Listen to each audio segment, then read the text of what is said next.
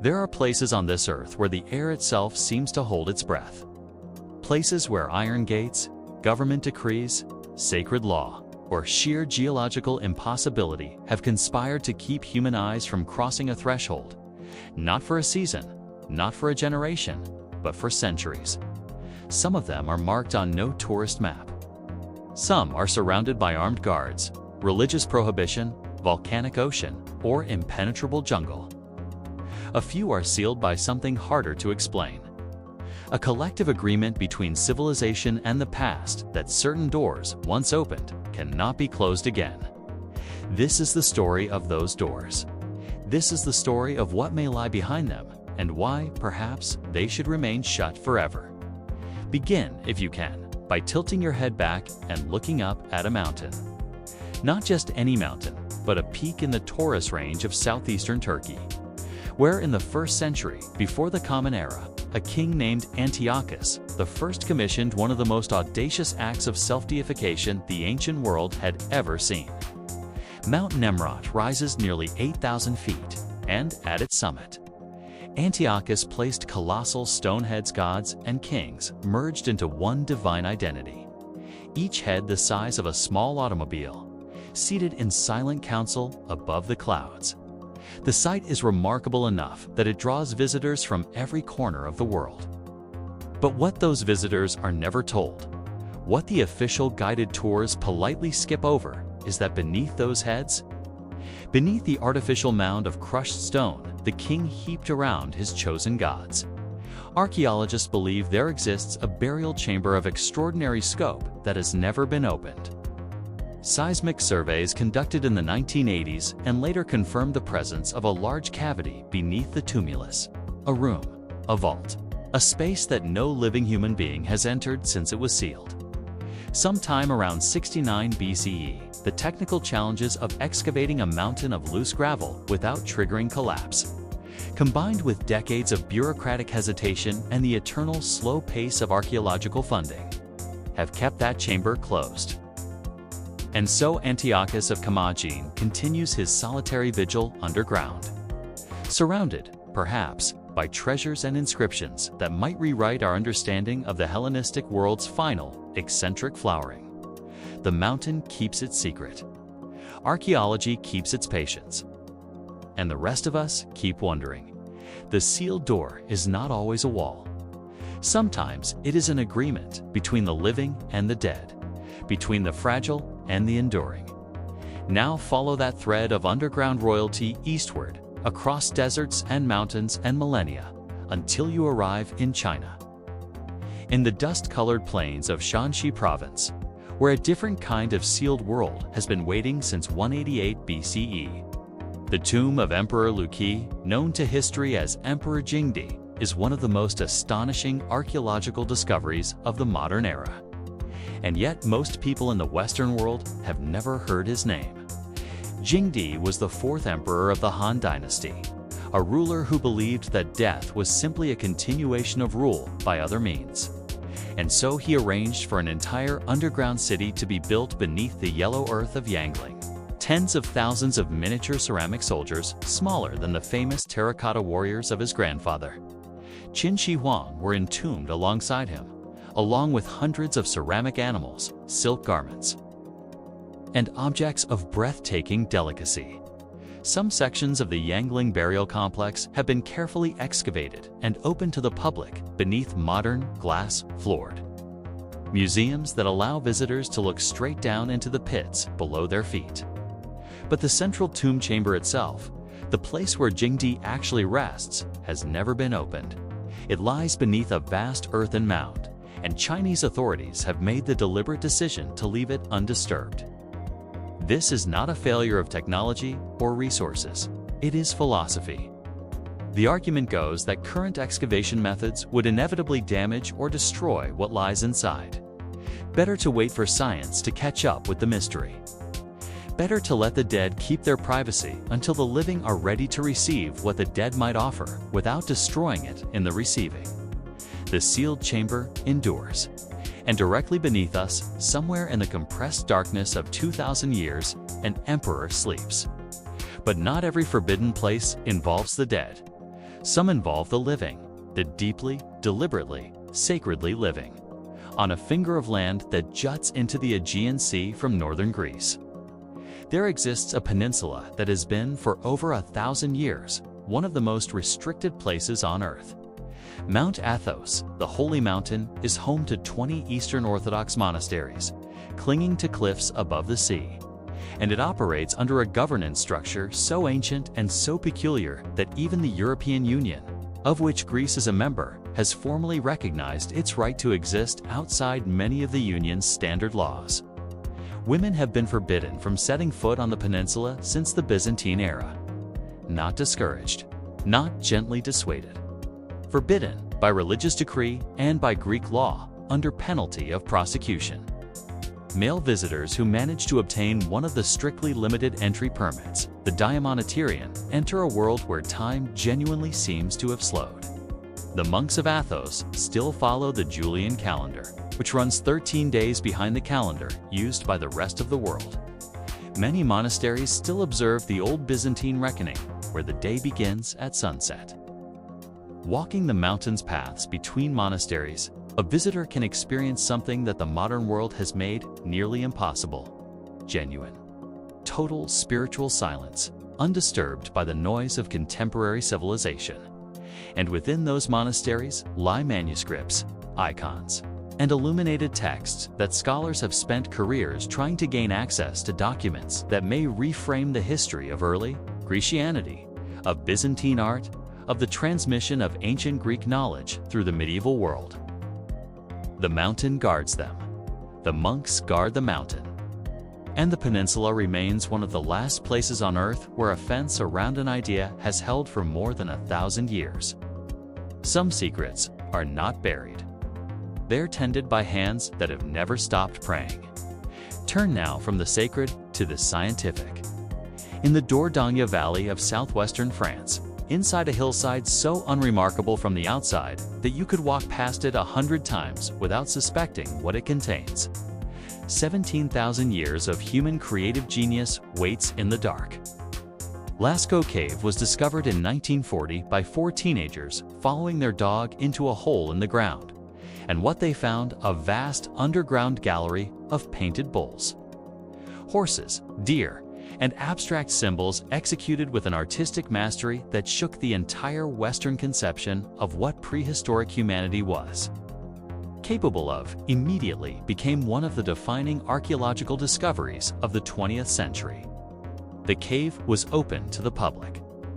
And then, because it was open to the public, it began to die. The breath of 20,000 daily visitors introduced carbon dioxide, heat, and moisture into an environment that had been sealed and stable for millennia. Within 2 decades, green algae bloomed across the painted walls. White calcite crystals began to form over the ochre and manganese pigments that had survived 17,000 years of geological patience. The cave was closed in 1963, and it has been closed ever since, accessible only to a rotating team of scientists, and even then, only for extremely limited periods. A replica cave. Lascaux 2, then Lascaux 4, was built nearby to satisfy the world's hunger for the images. But the original remains sealed behind a series of airlocks and climate-controlled doors, a prisoner of the very fame that should have been its gift. The paintings endure. The cave breathes on its own schedule, and the world looks at photographs of what it can never safely see. Beneath our feet, literally, beneath the streets of one of the world's most photographed cities, lies another sealed world, though one rather less serene. Paris sits atop approximately 300 kilometers of quarry tunnels, carved out over centuries to provide the limestone that built the city above. Beginning in the late 18th century, as the city's overcrowded cemeteries began to threaten public health, the bones of roughly 6 million Parisians were transferred into these tunnels, creating the famous catacombs that tourists now visit through a carefully managed, legally designated entrance near the Place d'Enfer-Trochereau. But that official section represents only a fraction of the total labyrinth. The vast majority of the tunnels, raw, unmapped, waterlogged in places, prone to sudden collapse, are strictly forbidden to enter without authorization. This has not stopped the cataphiles. It's the underground community of urban explorers who have spent decades mapping the illegal zones, creating their own hand-drawn charts of passages that official cartography has never acknowledged. Police units specifically designated to patrol the tunnels, the Inspection General des Careers have been arresting unauthorized visitors since the 1950s, and yet people keep descending. Because somewhere in those restricted passages, history insists. There are rooms that the city above has entirely forgotten. Sealed chambers from the Revolution, perhaps, or from the German occupation of the Second World War, or from centuries before either. When the quarry workers who pulled stone from the earth built their own underground civilization in the dark, the bones look up, the tunnels extend, and Paris, above, goes about its brilliant, sunlit business, never quite acknowledging what it is built on. The story of forbidden places cannot be told without pausing at the edge of water, specifically at the edge of the Venetian lagoon, where a small island sits in the shallow tidal shallows like a bad memory that the sea cannot quite wash away. Poveglia Island has been called, with considerable justification, one of the most haunted places in Europe, though the facts of its history are disturbing enough without any appeal to the supernatural. For centuries, it served as a quarantine station for ships arriving in Venice carrying plague victims, and tens of thousands of people died on its shores. In the 20th century, it housed a psychiatric facility whose history, documented in Italian public records, involved experimental treatments that would today constitute serious human rights violations. The island was abandoned entirely in 1968 and has been closed to the public ever since. The Italian government has periodically attempted to sell it or develop it, only to encounter resistance from environmental groups, historians, and repeatedly, from potential investors who visit the island and then quietly decline to proceed. The crumbling asylum buildings still stand. The old quarantine compound still stands. The grass grows high over whatever the soil contains. And the lagoon surrounds it all with a kind of indifferent, watery silence that is somehow more unsettling than any ghost story could be. There are places that carry their history in their very atmosphere, and Poveglia is one of them, a place where the prohibition against entry feels less like law and more like mercy. On the other side of the Atlantic, on the ancient, impossible highlands of Venezuela and Guyana and Brazil, a different kind of inaccessible world has been developing in complete isolation for literally hundreds of millions of years. The Tepuy, those flat-topped, sheer-sided table mountains that rise from the jungle like the ruins of some unimaginable civilization, are among the most biologically isolated places on Earth.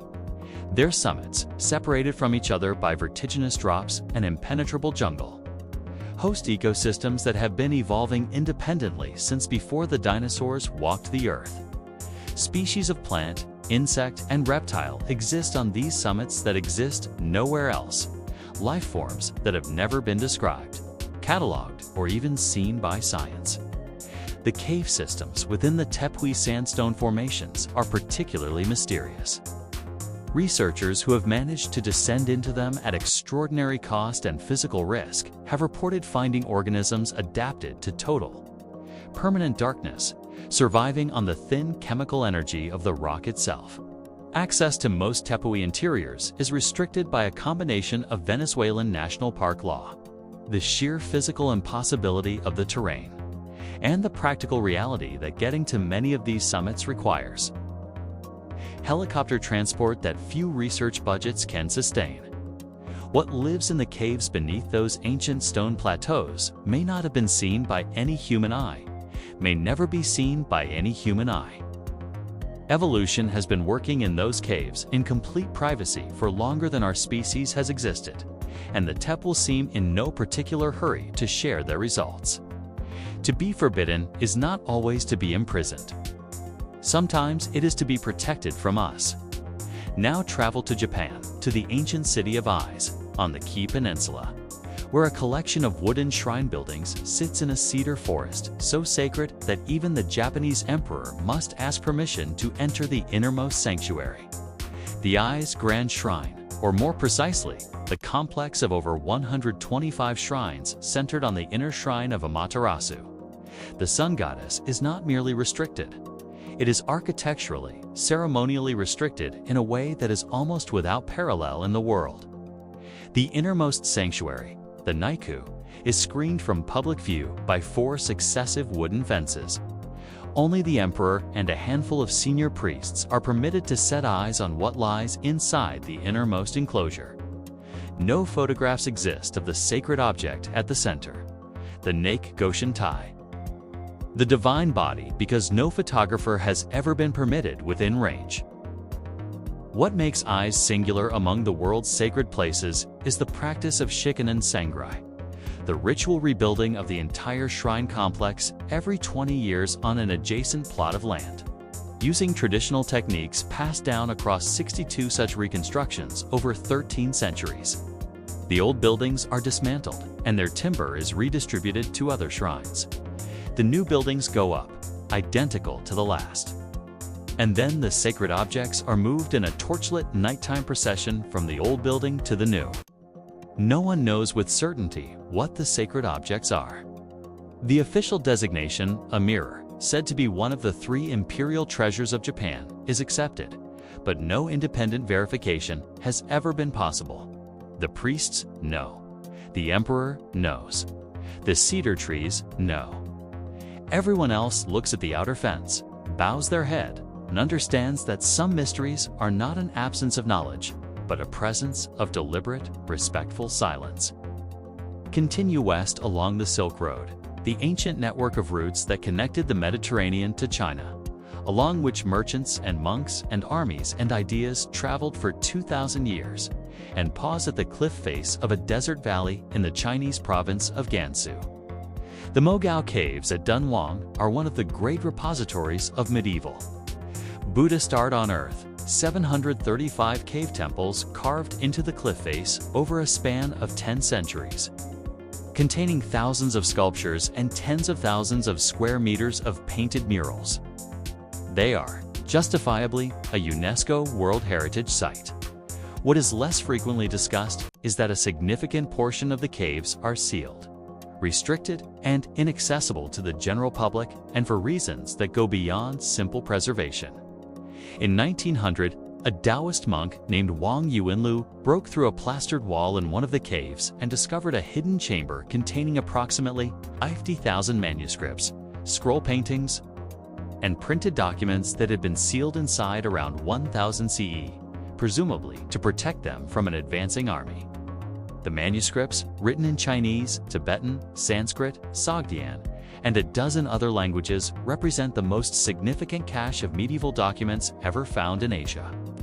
Many were sold to Western and Japanese archaeologists in the early 20th century and now reside in London, Paris, Beijing, and St. Petersburg.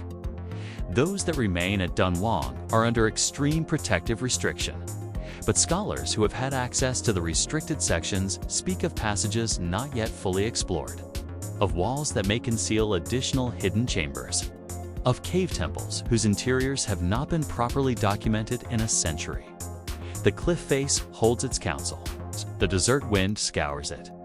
And somewhere behind the locked grills, the figures painted on ancient plaster continue their long meditation.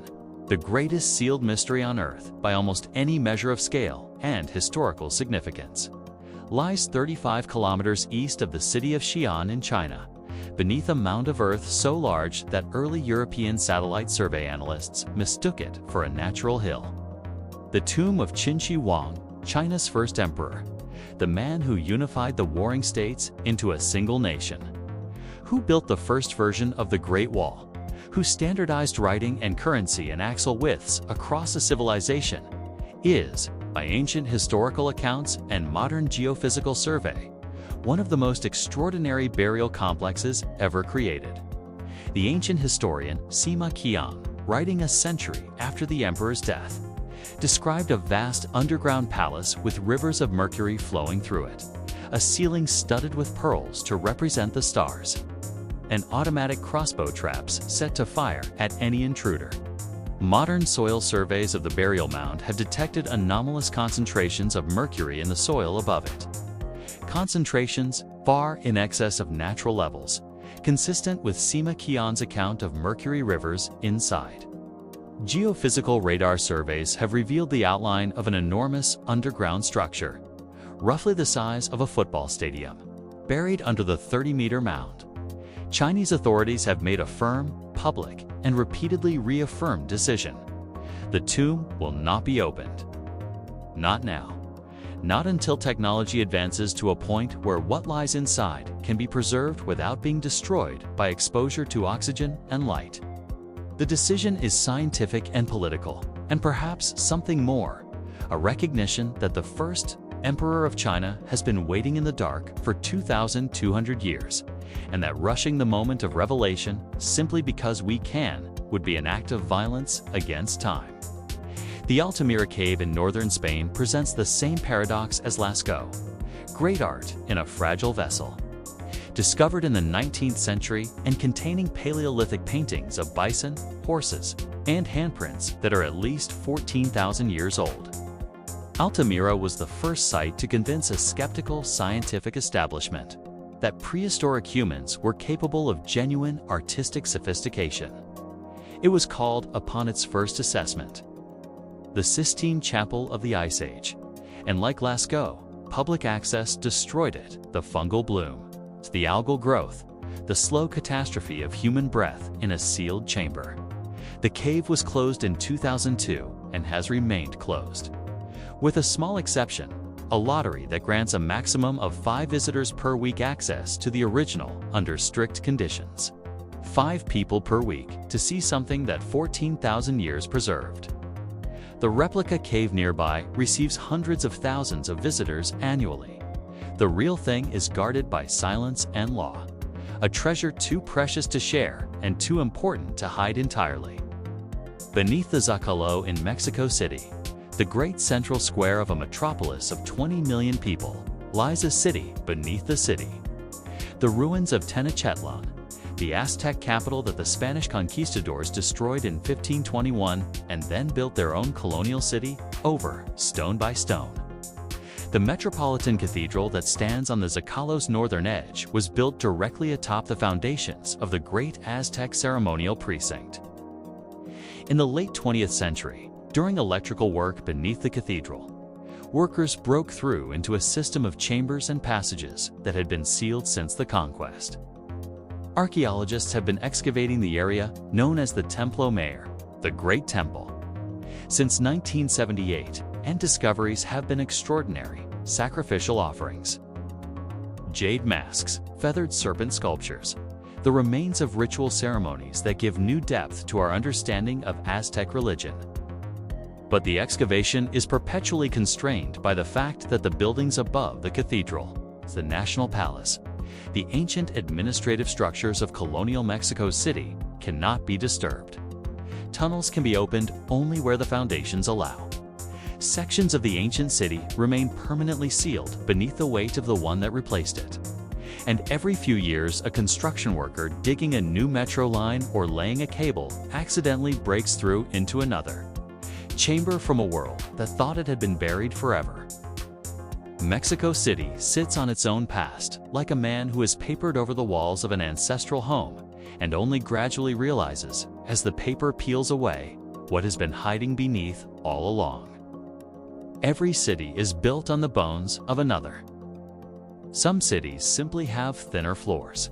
Go now to the desert, to the harsh, brilliant, merciless landscape of the Judean desert, where in 1960 and 1961, Israeli archaeologist Yigali Yadin led an expedition into a system of caves above the Dead Sea that had been intermittently explored since the discovery of the Dead Sea Scrolls in the late 1940s, in the Cave of Letters, so named for the extraordinary cache of documents found within. Yadin's team discovered something that no one had expected: a bundle of letters written by Simon Bar Kokhba, the leader of the last Jewish revolt against Rome, along with a collection of legal documents belonging to a woman named Baba, sealed in a leather pouch as she fled the Roman advance in 135 CE. The documents had been sitting in the cave for nearly 1,900 years. But the Cave of Letters was not fully excavated in 1961. Resources ran short. Time ran short. And in the deep rear sections of the cave, Yadin's team left sections of the floor untouched, sealed under a layer of the same dry air and darkness that had preserved Bar Kokhba's letters for 2 millennia. In 2017, a new expedition returned, using ground-penetrating radar, and found clear evidence of additional sealed deposits, scrolls, objects, materials waiting under the cave floor. The political and bureaucratic complexity of conducting a large-scale excavation in a territory subject to ongoing dispute has slowed the work. The desert keeps its patience, and somewhere in that dark fissure in the Judean limestone, Babatha's world waits to tell the rest of its story. Off the eastern coast of Nova Scotia, a small island in the Mahone Bay has generated more archaeological obsession, more legal conflict, and more excavation permit battles than perhaps any other privately held piece of land on Earth. Oak Island and its famous money pit have been the subject of treasure hunting operations since 1795. When a teenager named Daniel McGuinness reportedly found a circular depression in the ground and, upon digging, discovered a series of engineered layers of logs and flagstones descending into the earth at regular intervals. Since then, the Oak Island pit has confounded every attempt to excavate it by flooding whenever diggers approach a certain depth. A flooding that appears to be connected to an ancient system of tunnels leading to the sea, engineered with a sophistication that implies considerable planning and resources. Theories about what lies at the bottom of the pit range from Shakespearean manuscripts to Templar treasure to Masonic vaults to mundane colonial-era engineering. The site is covered by a web of heritage protection regulations, private ownership claims, and Nova Scotia provincial laws that strictly limit the methods that can be used to excavate it. The water table, the flood tunnels, and the settled soft ground make any deep excavation a constant battle against collapse. Millions of dollars have been spent. Several people have died in excavation accidents. The pit remains unresolved, its secret, if it has one, resting in whatever dark space the water and the centuries have conspired to protect. In ancient Mesopotamia, in the dust of what is now southern Iraq, the city of Ur once stood at the edge of a marshland that no longer exists. A great urban center of the 3rd millennium BCE. Its royal cemetery, excavated by Leonard Woolley in the 1920s, produced some of the most stunning artifacts from the ancient world: golden helmets, lyres inlaid with lapis lazuli, the extraordinary and disturbing evidence of mass sacrificial burial, in which an entire royal court, musicians, soldiers, servants, was interred alongside the ruler. Woolley's excavations were conducted with the standards of his era, which means that many of the most sensitive areas were recorded but not fully analyzed. And several sealed sections of the cemetery were identified but never opened. Today, the site of Ur lies within an active military zone in southern Iraq, just outside the perimeter of a former American air base. The combination of ongoing regional instability, the inaccessibility of the site to international archaeological teams, and the genuine danger posed by unexploded ordnance in the surrounding area has kept those sealed sections sealed. The Iraq State Board of Antiquities and Heritage maintains nominal protection of the site. But the practical reality is that for the past several decades, one of the most significant royal burial grounds ever discovered has been simultaneously one of the least accessible. The ancient royal dead of Ur rest in company they would not have chosen. The residue of a modern war fought across their forgotten graves. Now moved to the Pacific Ocean, to the Hawaiian archipelago, specifically to the small westernmost island of Niihau, which has been privately owned by the Robinson family since 1864 and is known with perfect accuracy as the Forbidden Isle. The approximately 170 native Hawaiian residents of Niihau live without running water, electricity supplied by the power grid, or internet access, a situation that is not the result of poverty but of deliberate, sustained policy by the island's owners, who have maintained the island as a protected reserve for traditional Hawaiian culture and language since the 19th century. Access requires an invitation from a resident or the express permission of the Robinson family. No hotels, no tourist infrastructure, no casual visitors. The Hawaiian language, nearly extinguished everywhere else in the world by the 20th century's steamroller of Anglicization, survived on Niihau as a living first language community. The birds of Niihau, including species that have been eliminated by introduced predators elsewhere in the Hawaiian chain, still exist in something approaching their pre-contact state. The island's beaches are covered with rare tiny shells that have been harvested for centuries to make the distinctive Niihau shell lei, among the most prized items in traditional Hawaiian craft. The Robinsons' decision is controversial. Is this protection or paternalism, preservation or isolation? But the result, intended or not, has been the survival of something genuinely irreplaceable. A community that has maintained its cultural inheritance against extraordinary historical pressure. Southeast of Iceland, rising from the North Atlantic where no island had previously existed. A new piece of the Earth broke the ocean surface in November 1963 and continued erupting for nearly 4 years, building itself into an island of approximately 2.7 square kilometers. Surtsey.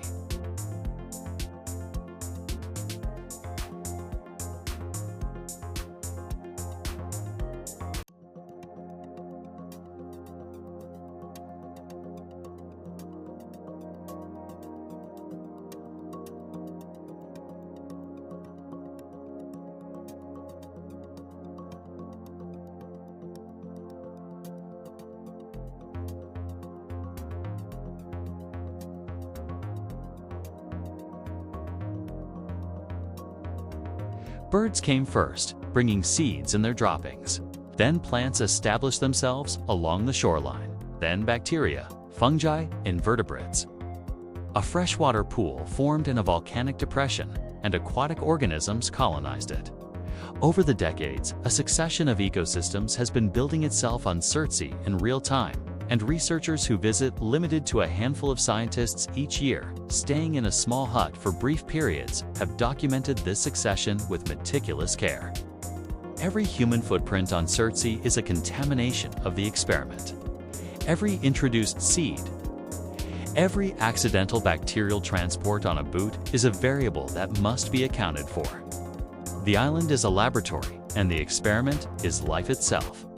It must be protected from us, because we are the variable that would ruin the result. In the red dust of Western Australia, in the ancient Pilbara region, on rocks that were old before the first animal crawled from the sea, there exist engravings, petroglyphs, that may be the oldest rock art ever created by human hands.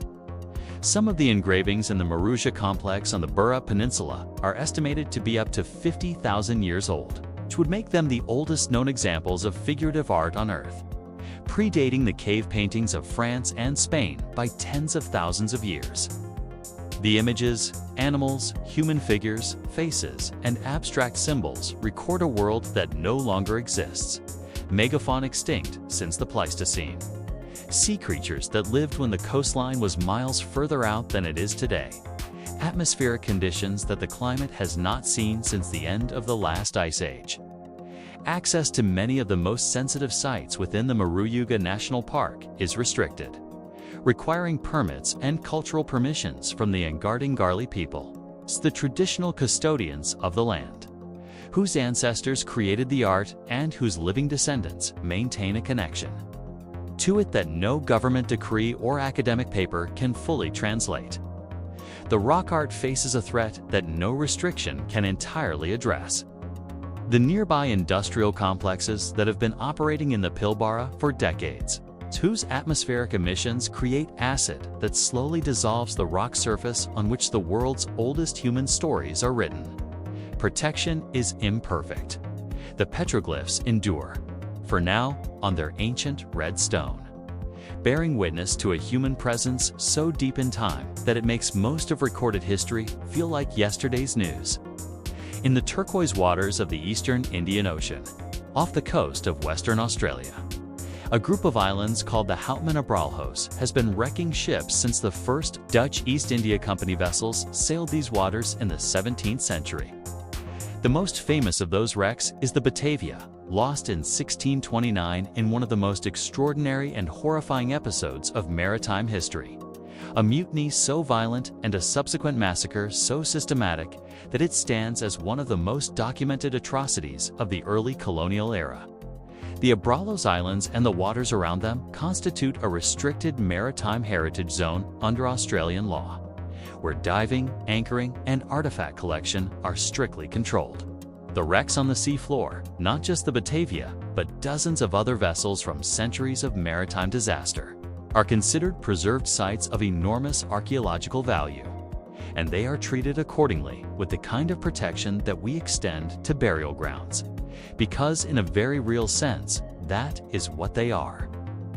And then there is an island that makes all other restricted places seem almost accessible by comparison.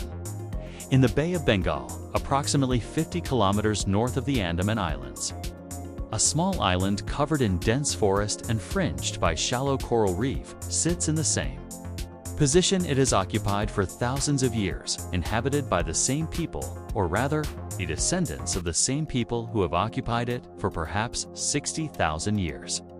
North Sentinel Island is home to the Sentinelese, a people who have maintained total, absolute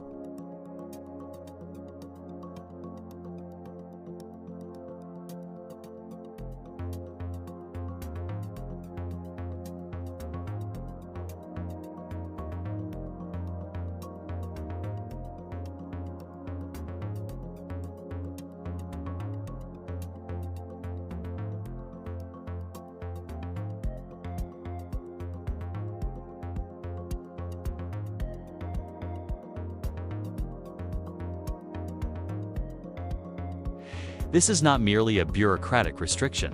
It is a recognition, unusual in its honesty, that the Sentinelese have made a sovereign choice, communicated as clearly as a people can communicate anything, and that respecting that choice is both a legal and a moral obligation. The last detailed outside contact was a series of carefully managed anthropological visits in the 1990s, during which gifts of coconuts were exchanged and limited observations made. Since then, the island has been left to the Sentinelese, who appear to want nothing from the world that expelled their ancestors.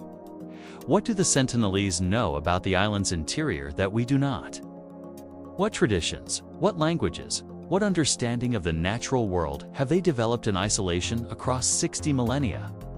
What stories do they tell about the ocean, about the stars, about the strangers who periodically appear on the horizon in boats of incomprehensible size? We do not know. We cannot know. And there is something in that impossibility of knowing that is not merely frustrating but genuinely humbling. A reminder that humanity, in all its curiosity and hunger for knowledge, has managed to share the earth for its entire existence with a people who have chosen not to be known, and who have so far succeeded. And so we arrive at the end of this long journey through locked doors and sealed chambers and guarded shores, at the question that every forbidden place eventually asks us: what are we really protecting? The answer, it turns out, is never simple. Sometimes we are protecting the past from the present, keeping fragile painted walls from the corrosive breath of modernity, preserving manuscripts from the oxidizing greed of academic ambition. Sometimes we are protecting the present from the past, keeping the dead in their rightful dignity, refusing to excavate until we can do so without destruction. Sometimes we are protecting the living from each other, maintaining the seclusion of peoples who have earned their privacy through 60,000 years of survival, or preserving islands where evolution can continue its work without our interference. And sometimes, if we are honest, we are protecting ourselves from knowledge we are not yet ready to handle. Truths that might complicate the comfortable story we have told ourselves about who we are and how long we have been here and what we are capable of. The sealed chamber beneath Mount Nemrut holds the bones of a man who believed himself divine. The unopened tomb of Qin Shi Huang holds the first emperor of the most continuously inhabited civilization on Earth. The Sentinelese Island holds 60,000 years of human life lived entirely outside the history books. Lascaux holds the proof that 17,000 years ago, a person not so different from you stood in a cave with a torch and an urgency to make something beautiful that would outlast them. All of these places, in their various forms of restriction, say the same thing. Some things are too important to rush. Some knowledge requires patience that outlasts ambitions and careers and governments and fashions. Some doors, in other words, are locked not to keep us out, but to keep something worth waiting for in.